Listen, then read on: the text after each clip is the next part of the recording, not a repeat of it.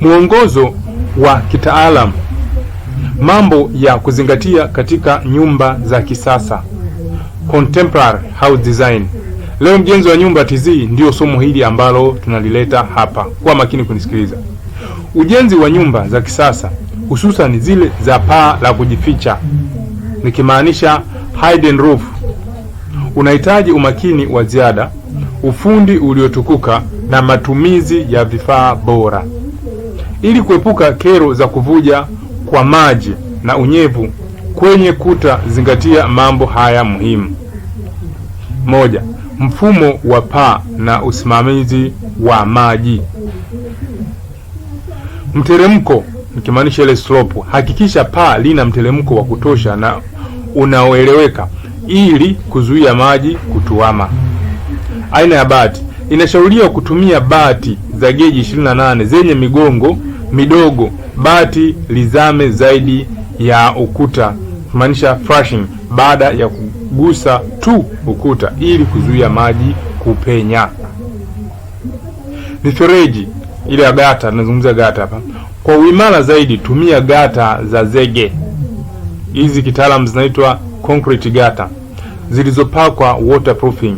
Weka bikuguu strainer ili kuzuia takataka zisizibe mabomba ya kushushia maji. Ile kuna kifaa tunaita dome floor trainer, kile ndio sehemu yake inatakiwa ikae hapa. Kinatengenezwa kwa aluminium ili kisiweze kupata kutu wala ni kisiweze kuvunjika. Hiki ndio kinachotakiwa. 2, kinga ya kuta na madirisha. Urembo wa madirisha, window trims. Nyumba hizi hazina mapaa yanayochungulia nje, hivyo maji ya mvua hutiririka moja kwa moja kwenye kuta. Ni lazima kuweka urembo kuzunguka madirisha ili kuzuia maji yasipenye ndani. Nyenzo za kuzuia unyevu, tumia waterproofing material kwenye kuta za juu, nikimaanisha pale parapet wall. Hii najua mnaijua vizuri, nimefundisha sana. Kulinda rangi na plasta dhidi ya kupukutika.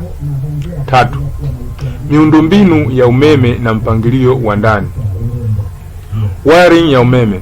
Mpango wa wiring ufanyike kwa umakini mkubwa kabla ya kupiga gypsum, kwani nyumba hizi mara nyingi hazina nafasi ya kufanya marekebisho makubwa juu ya paa hapo baadaye. Kwa ni vizuri ukafanya mapema kabla ya kujafunga gypsum board. Open plan living. Contemporary si muonekano wa nje tu, hata ndani.